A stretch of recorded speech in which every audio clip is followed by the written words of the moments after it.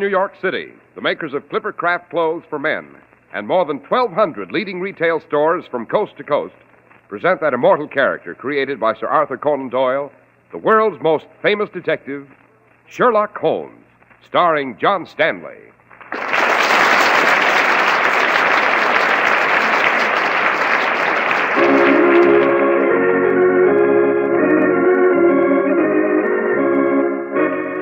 This week's story, The Adventure of the Discordant Bells.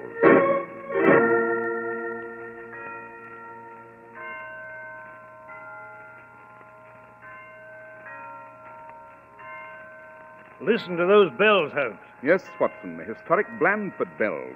They've been ringing from that bell tower for 3 centuries. Sounding out the curfew, eh, Holmes? More than that, my dear fellow. They've warned of enemy ships at sea, of storm and danger. Great Scott, Holmes, the bells there! They're ringing out murder now, Watson. Quick to the bell tower.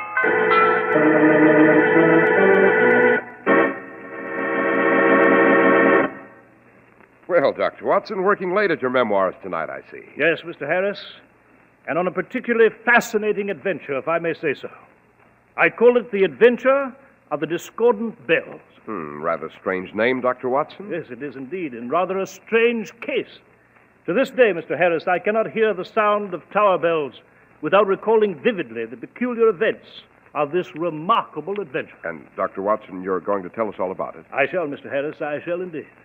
But suppose you begin by telling us some of the facts about Clipper Craft clothes. Thank you, Doctor. You really ought to include America when you count your blessings on Thanksgiving Day, because America has made it so easy for you to afford the good things in life. No other country anywhere could give you suits that come near the superb quality of Clippercraft at only $40 and $45.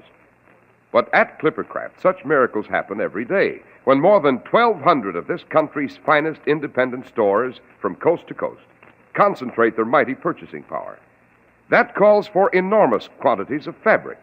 That keeps every last member of Clippercraft's great tailoring staff working on a full-time, all-year-round production schedule.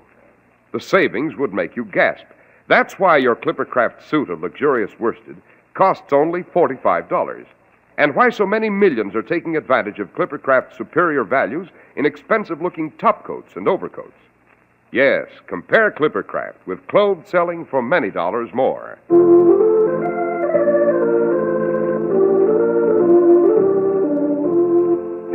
And now, Dr. Watson, you were going to tell us of the adventure of the Discordant Bells.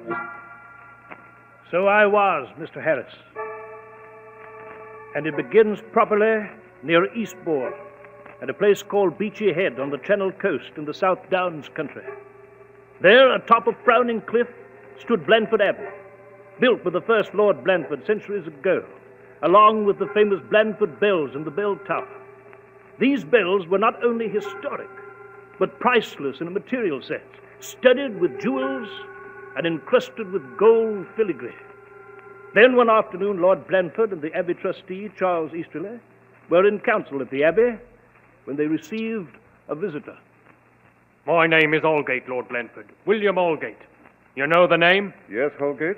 I know the name. And well his lordship should, eh, Mr. Easterly? Look here, Holgate. If you're going to enter that ridiculous family claim of yours to the Blandford bells... They're mine, Lord Blandford. Do you hear? They're mine. My family right.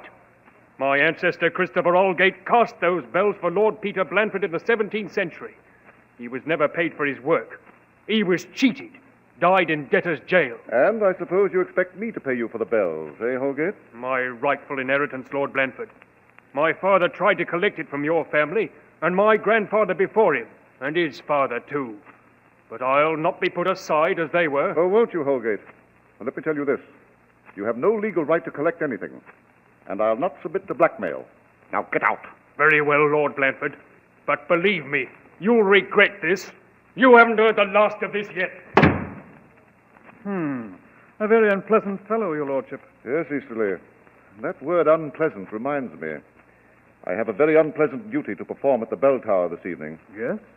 I must tell Oliver Mudge, the bell ringer, that his services are no longer required.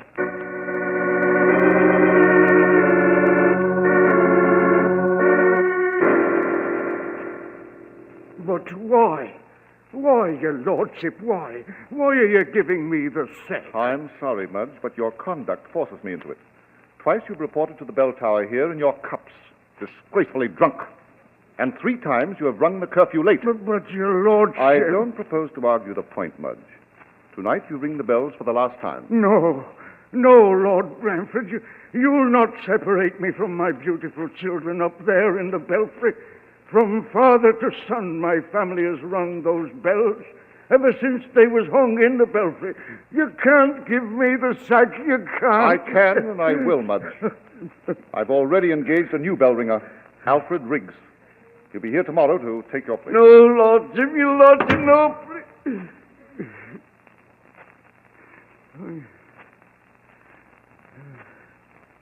Here come my babies up there, my wee babies.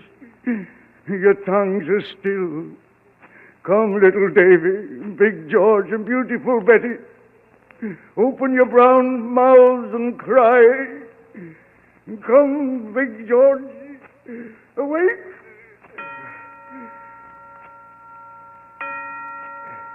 Weep, my winsome Betty, weep, girl. Weep bitter tears, for this is our time of parting. Come, little Davy. And now, all of you, cry, cry.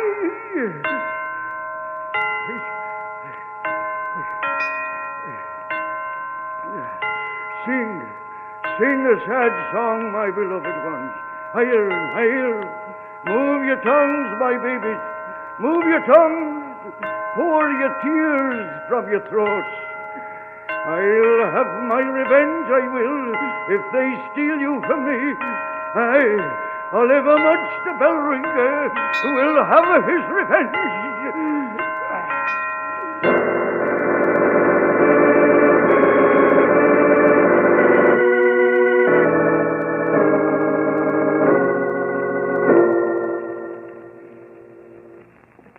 Well, now, my bronze beauties up there, you've got a new master now. Me, Alfred Grigg, the best bell ringer in all of England. Just as soon as I can light this lantern, we'll ring out the curfew and... Will you, Griggs? Who's that? Who's there? In the bell tower. Who is it? I can't see. Oh! No! No! Take your hands away from my throat. I can't breathe. Oh, please. No.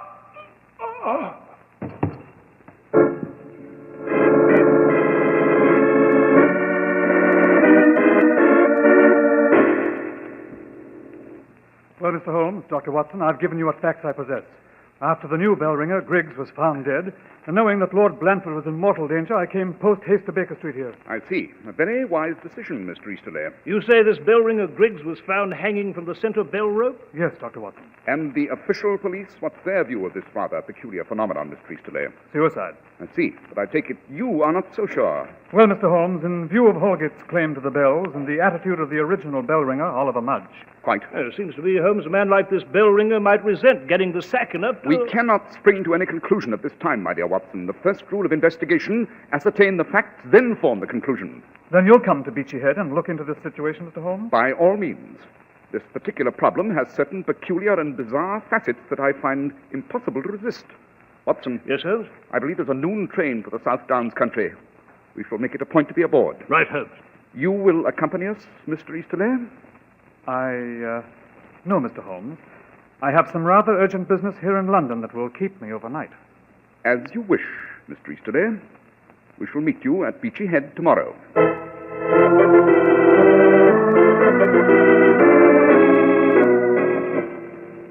Mr. Holmes, I had no idea that Mr. Easterley, our Abbey trustee, had summoned you here to Beachy Head.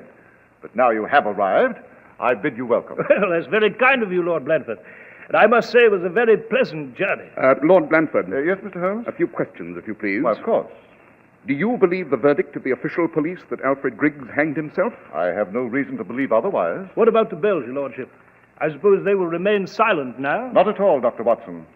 For 3 centuries, the Blandford bells have rung every day. They have tolled their warning through the South Downs of danger, the call to arms, of public meetings for emergency. In calmer times, they have faithfully rung the curfew. And they will go on doing so. Indeed? How? The dead man's son, Peter Griggs, has courageously volunteered to step into the breach and replace his father. He will ring the bells for curfew tonight. I see. But now, Lord Blandford, where can we find the discharged bell ringer, Oliver Mudge? Well, I'm afraid you'll have some trouble there, Mr. Holmes. Mudge has disappeared. Disappeared, eh? Yes, the police visited his cottage yesterday and found the place empty. Significant, don't you think, Holmes? Perhaps, Watson, perhaps. And this man Holgate, the man who claims he owns the bells, where can we find him? He lives on Peddick Lane, just above High Street. Excellent. Come, Watson, we'll be off to Peddick Lane and have a few words with Mr. Holgate.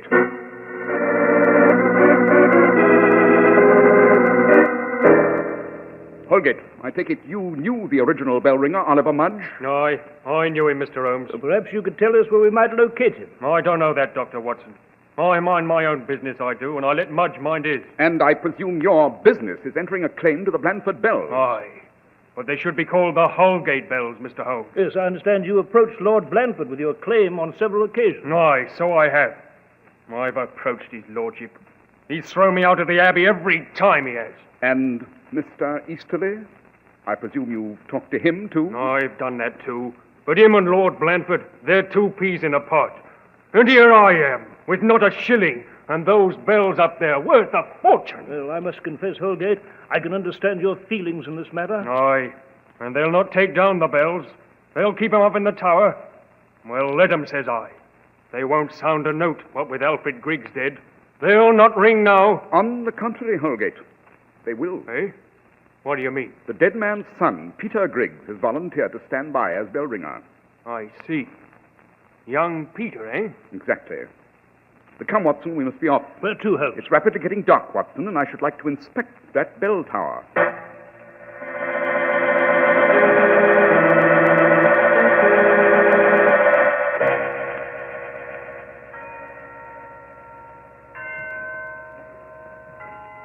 Holmes, Yes, Watson. where in blazes are we?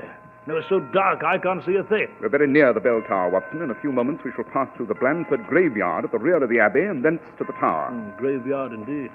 I must confess it goes with the mood of those bells. Listen to them toll. Yes. Mournful, aren't they, Watson? Eerie is more like it, Holmes. They sound as though they're ringing out a funeral in the night. Obviously they are. Young Griggs has taken this opportunity to ring out a requiem for his dead father. Well, I wish he'd changed to something more cheerful, Holmes. That blasted tolling is beginning to get on my nerves. Holmes, great Scott! Listen to those bells! Yes, Watson, something's gone wrong. Sounds as though young Griggs has suddenly gone mad. Quick, no time for talk now. To the bell tower.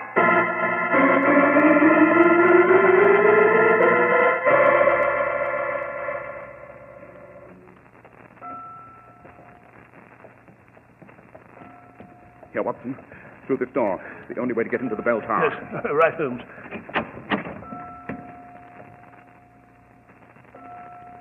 Holmes, look. It's Peter Griggs, the bell ringer. Yes, Watson. Hanging by his neck on the bell rope. Swinging back and forth. Like a grotesque pendulum.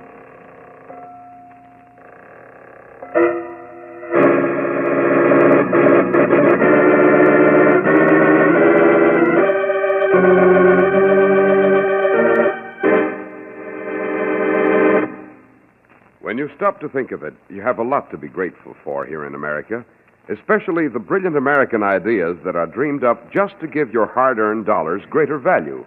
Let's take one shining example, the Clippercraft Plan. More than 1,200 fine independent stores from coast to coast participate in this plan. And it would stagger you to know how much money Clippercraft saves on production and distribution costs. But it is these very savings that make it possible for Clippercraft to give you the finer quality of expensive-looking top coats or overcoats for as little as $40 to $47.50. And it is because of these savings that you can own Clippercraft's new lightweight zipper lining top coats at incredibly low prices. That's why men who know insist on Clippercraft clothes. So be sure to visit the Clippercraft store in your city. These leading stores in the metropolitan area are proud to add their names to Clippercraft in your suits, top coats, and overcoats. In Manhattan, Saks 34th, Broadway at 34th. John Wanamaker Men's Stores, Broadway at 8th and 67 Liberty Street. In Brooklyn, Abraham and Strauss. In Newark, New Jersey, Boulevard Men's Shop, Kresge Newark. And in Jamaica, the B&B Clothes Shop, 16408 Jamaica Avenue.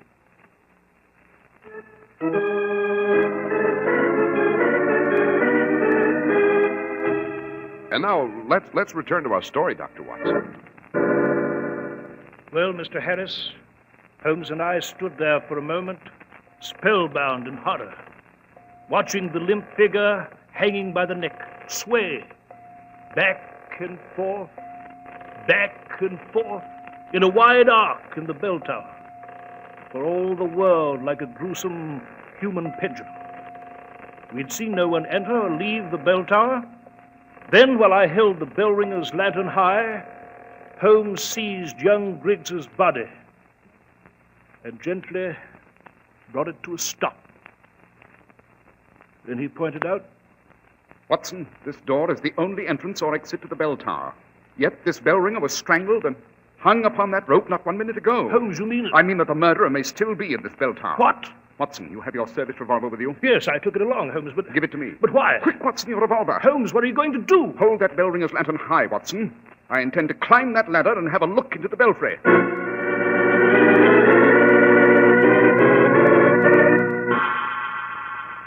Did you see anyone up there, Holmes? No, Watson, the belfry's empty. Holmes, perhaps it was suicide after all. Rubbish. We found the corpse swinging back and forth on a wide arc, did we not? Oh, yes, I... Then we may make an elementary deduction. A man who hanged himself on a rope would be found in a stationary position. Obviously, being dead and suspended in midair, he could not swing himself to and fro. Jove, Holmes, it's quite clear now. Someone must have been present to give the corpse a push. Exactly. A murderer, Watson, with a fiendish sense of the dramatic. Uh-huh. Holmes, what is it? Look here, Watson, on the floor. On the floor? Holmes, I can't say I see anything here. Use your eyes, man, use your eyes. Observe. Note the tiny grains of sand on the stone surface, somewhat moist to the touch. What of it? You'll recall, Watson, that we came to this bell tower along a flagstone walk. Moreover, the entire abbey here is surrounded by a thick lawn. By this reasoning... Holmes, someone is coming. Yes, Watson. Hello? Hello? Oh, it's you, Mr. Holmes. Dr. Watson. I heard the bells, and I... Good Lord. Griggs. Young Peter Griggs. He's dead. Right. But how did it happen? How? That is what we hope to ascertain, Mr. Easterby. I must say that your appearance here is somewhat of a surprise. What do you mean? You told Watson and me at Baker Street that you would not return to Beachy Head until the morrow. It seems that your plans have suddenly changed. Yes. As a matter of fact, I did finish early. Caught the night train back. But enough of that. It's these hideous murders. I assure you, Mr. Holmes, I shall have something extraordinary to say to Lord Blandford in the morning.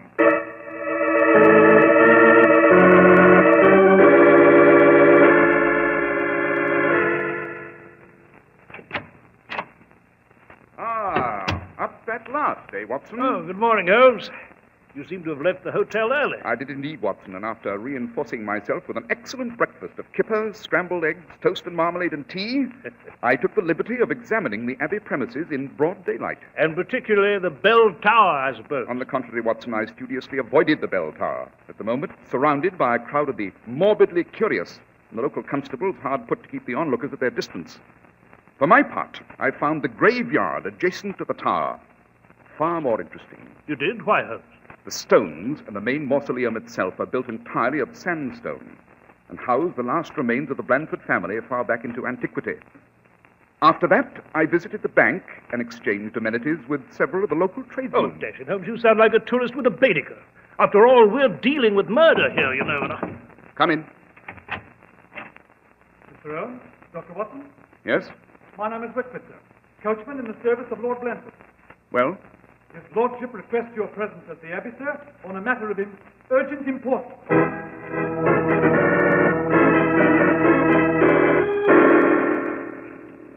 Mr. Holmes, I have decided to ask Dr. Watson yourself not to pursue this case any longer. Have you indeed, Lord Blandford? May I ask why? I do this only at the earnest recommendation of Mr. Easterly, the Abbey trustee. He insists that I close the Blandford bell tower, remove the bells. You mean silence them forever, your lordship? Yes, that's exactly what I mean. Rather sudden decision, I must say. True, Mr. Holmes, true. But these tragedies, they've been too much. We've just been forced to rope off the grounds to keep the morbidly curious at their distance. The bell tower's become a house of murder. Death. Why, what is it, Mr. Holmes? What are you staring at? Watson, allow me the use of your pocket handkerchief. Of course, Holmes. Lord Blandford seems to have a red smudge on his left shoulder. Came off quite easily. Oh, really, Mr. Holmes? Forgive the interruption, your lordship. That smudge was a jarring note in an otherwise fastidious appearance. Pray proceed. You said you were going to... What? Great heavens. Holmes, listen. The bells. Yes, Watson. It seems that the tower has a new bell ringer after all. Oh, I don't understand it. Who could be ringing those bells? Suppose we hurry to the bell tower and see for ourselves, your lordship.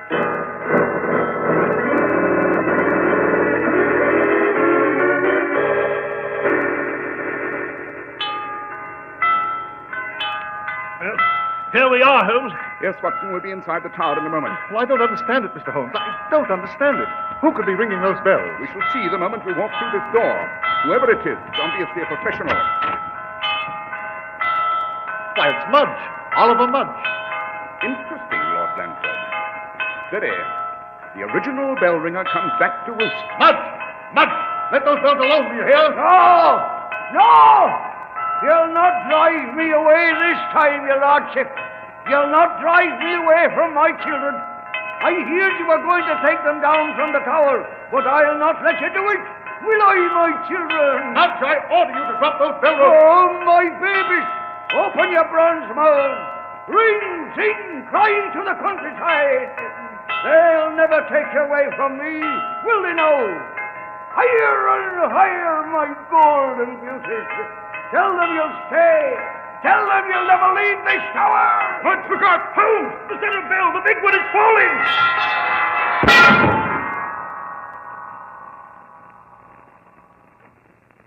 Mudge. Mudge. Mr. Holmes, is he... Dead? Yes, your lordship, he is indeed. That heavy bell hurtling downward hit Mudge a solid blow, killed him instantly. Holmes, what the deuce is going on? This is the third time a man has been struck down in this tower. Holmes, where are you going? Up into the belfry, Watson. And this time I hope to find some very pertinent answers to this hideous riddle.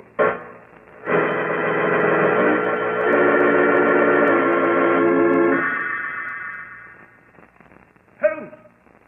I say up there, Holmes! Yes, Watson. Found anything up there in the belfry? I had indeed, Watson. First of all, the fiend responsible for these monstrous crimes used a hacksaw on the metal support of the big center bell. Sawed it almost completely through. Anything else up there, Mr. Holmes? Yes. Yes, indeed, Lord Blandford. What is it? The murderer left his footprints in the dust of the belfry. And in doing so, your lordship, I might add, he left his death warrant.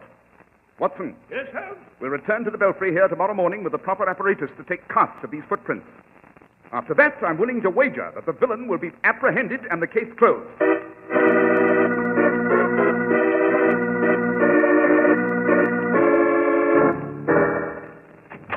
Oh, Holmes, where the deuce have you been all evening?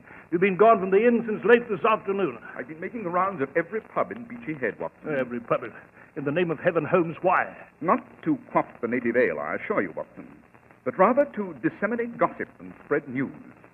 By this time, my dear fellow, there's not a man, woman, or child who does not know of those footprints in the Tower belfry. Yeah, but dash it, Holmes, you'll warn the criminal that we're going to take casts of his footprints tomorrow. Precisely, Watson. And that's why you and I are going to visit Blandford Bell Tower tonight. Holmes... I mean, the fiend of the bell tower will be there tonight to wipe away the evidence before we get there in the morning. But we shall steal a march on him, my dear fellow. We shall be waiting there in the dark of the night to meet him.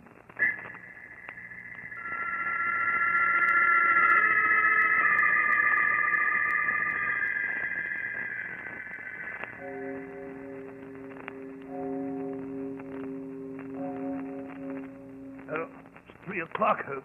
It is indeed, Watson. My friend hasn't appeared as yet. I must say, Holmes, I'm getting juiced tired lying prone on this belfry floor. If you had some idea who this fellow is... I have Watson. His identity is quite obvious. So, too, is his method of exit and entrance into this tower. And so is his motive for these hideous crimes. Well, then, dash it, Holmes, why don't you tell me? Shh, Watson, quiet. Holmes. Our friend has arrived, Watson. You have your revolver ready? Yes, Holmes, I have. He'll be climbing the ladder up here to the belfry in a moment. Here he comes up the ladder. Yes, Watson. Shrink back against the wall. Yes.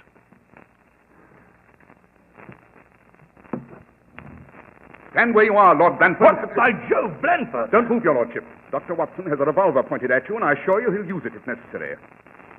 I see. Then you know that I... Yes, Lord Blanford, I knew some time ago. But how?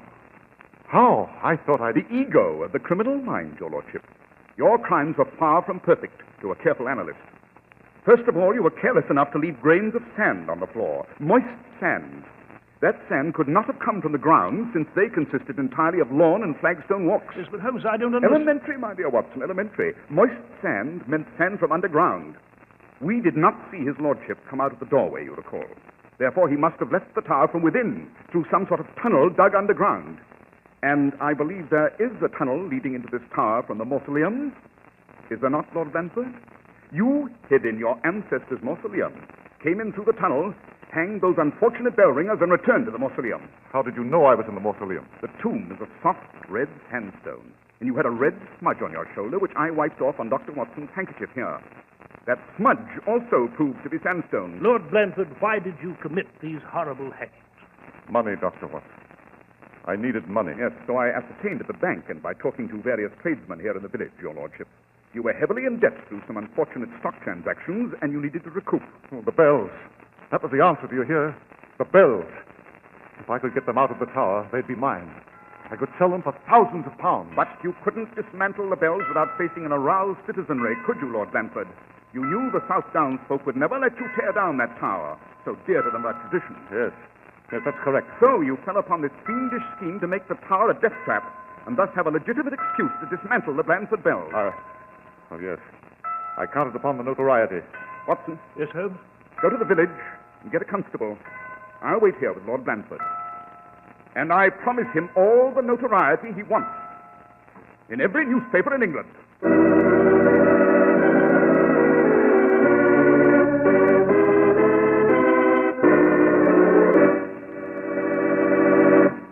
Well, Dr. Watson, that certainly was an exciting adventure. Yes, Mr. Harris. I might add here that Holmes was true to his promise. Lord Blanford's photograph appeared in every newspaper in Britain, and he was speedily sentenced and sent to the gallows. And the Blanford bells, Doctor? As far as I know, Mr. Harris, they are still ringing out the curfew at Beachy Head to this very day. I see.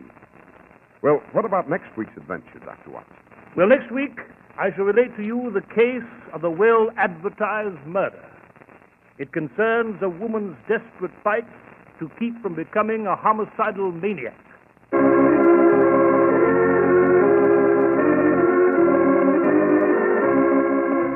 The makers of Clippercraft clothes and more than 1,200 stores from coast to coast have brought you another in the new series of broadcasts featuring the world's most famous detective, Sherlock Holmes.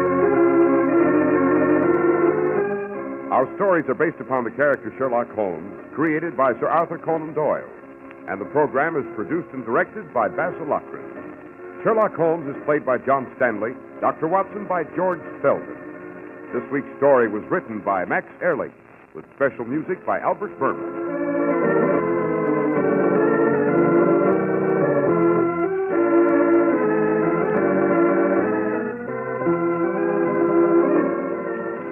If you don't know your Clippercraft dealer, write Clippercraft, 200 Fifth Avenue, New York City.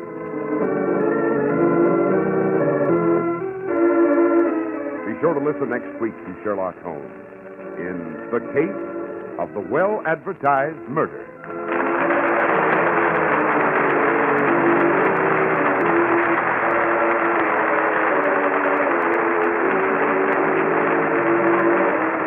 This is Cy Harris speaking for Clippercraft Clothes. This is the Mutual Broadcasting System. Stay with us for Behind the Front Page with Gabriel Heater, which follows in a moment.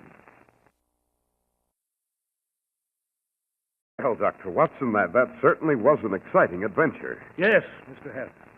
I might add here that Holmes was true to his promise. Lord Blandford's photograph appeared in every newspaper in Britain, and he was speedily sentenced and sent to the gallows. And the Blandford bells, Doctor? As far as I know, Mr. Harris, they are still ringing out the curfew at Beachy Head to this very day. I see. Well, what about next week's adventure, Dr. Watson? Well, next week, I shall relate to you the case of the well-advertised murder. It concerns a woman's desperate fight to keep from becoming a homicidal maniac.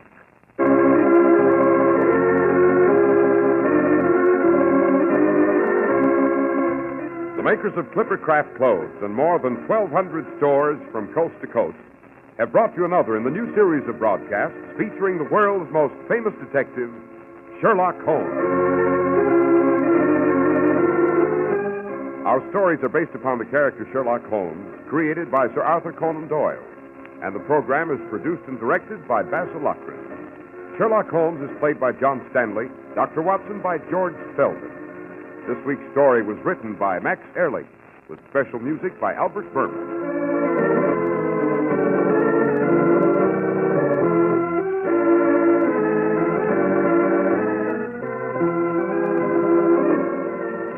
If you don't know your Clippercraft dealer, write Clippercraft, 200 Fifth Avenue, New York City.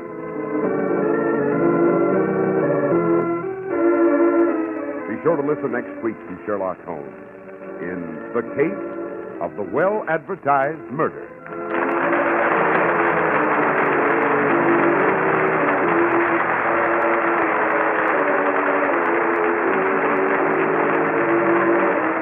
This is Cy Harris speaking for Clippercraft Clothes. This is the Mutual Broadcasting System. Stay with us for Behind the Front Page with Gabriel Heater, which follows in a moment.